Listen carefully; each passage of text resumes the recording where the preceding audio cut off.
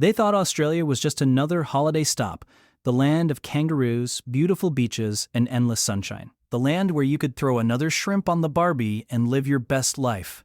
But for some Americans, stepping off the plane in this sunburnt country became the most shocking moment of their lives. Picture it.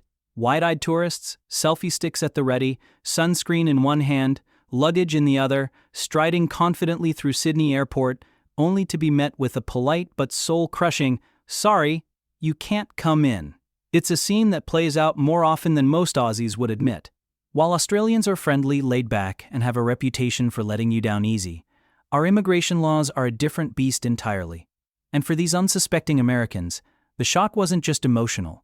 It was a full-blown cultural education, delivered at customs. Because here in Australia, we love tourists, as long as they follow the rules. And let's just say, not everyone does. Welcome back to my channel. If you're new here, please subscribe, like my video, and turn on notifications so you don't miss our next update. The stories start innocently enough. Americans arrive thinking their ESTA or travel authorizations from the US are a golden ticket. They've seen Crocodile Dundee, watched a few travel vlogs, maybe even Googled how to act cool in Australia, and feel ready. But then reality hits like a rogue kangaroo on the freeway. One man, let's call him Brad, shows up in his cargo shorts, socks with sandals, and a fanny pack stuffed with peanut butter sandwiches. He beams at the customs officer, tries a charming smile, and explains he's here just for a surf and some beers.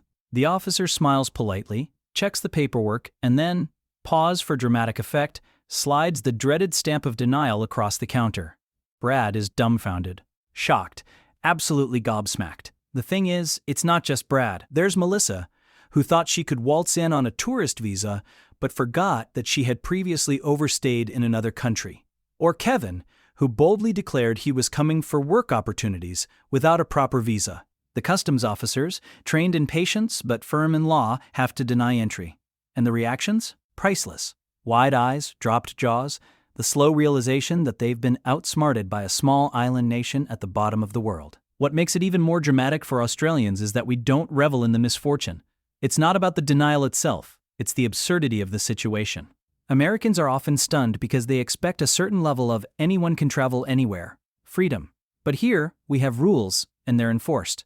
Some tourists cry, some panic, and some try the classic "I'll just argue with you until you say yes" tactic. It never works. Not here, not ever. Then, there's the cultural clash.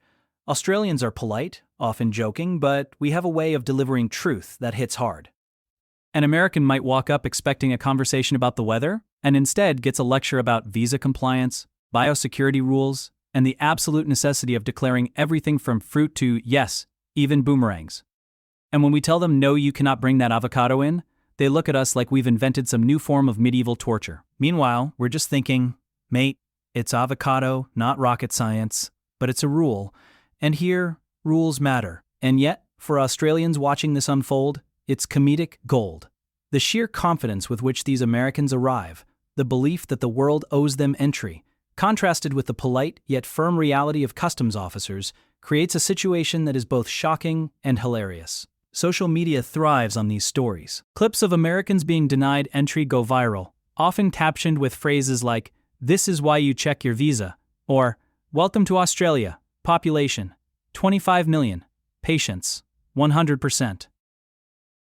Part of the drama is that many Americans underestimate how seriously we take biosecurity. Australia has strict laws to protect our unique flora and fauna. Bring in the wrong fruit, meat, or even seeds, and you risk a fine, or worse, denial of entry.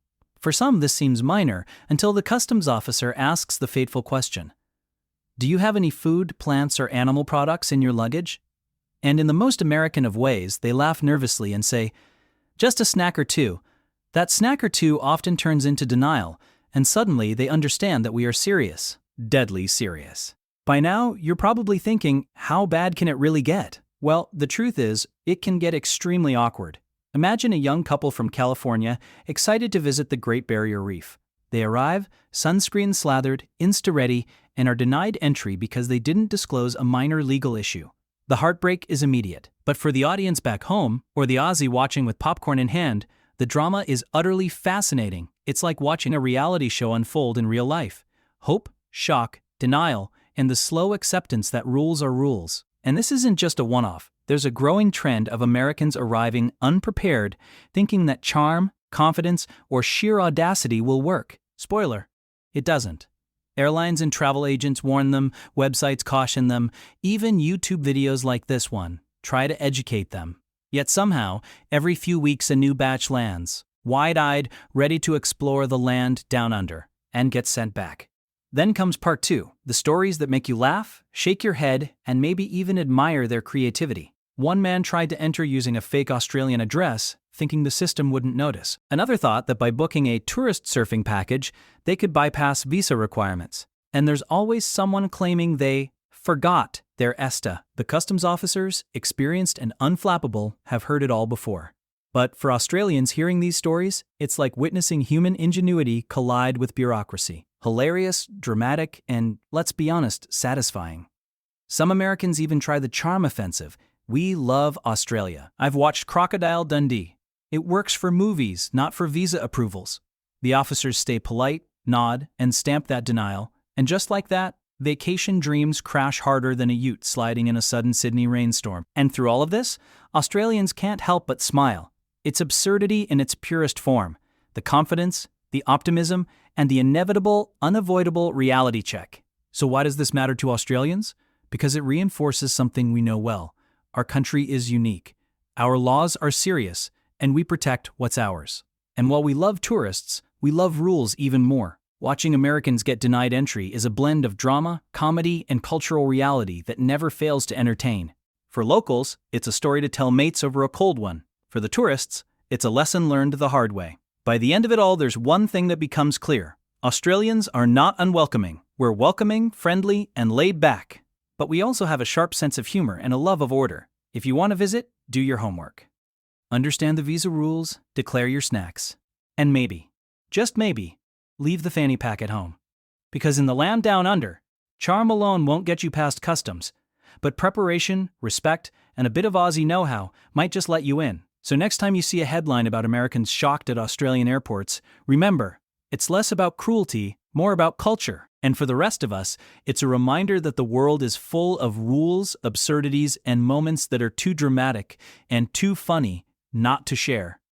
Australians might chuckle, shake their heads, and say, "Told you so," while sipping a flat white watching yet another clueless tourist face the reality of our sunburnt paradise. And that, in the end, is pure entertainment. Part 2 begins with the stories that are just too outrageous to ignore. Meet Todd from Texas, who thought he could charm his way past immigration by claiming he was researching kangaroos for a documentary. The customs officer politely explained that unless Todd had actual film equipment, permits, and a serious plan, he'd have to return home. Todd tried to plead, even waving a small stuffed kangaroo he'd brought as evidence, but Australia isn't impressed by plush toys, no matter how cute. Then there's the infamous case of a Californian couple who tried a classic loophole, booking a private tourist adventure on a farm in Queensland, hoping it would allow them to bypass standard tourist visa rules. They arrived with hiking boots, a GoPro, and dreams of outback glory, only to be informed that adventures are great, but paperwork is essential.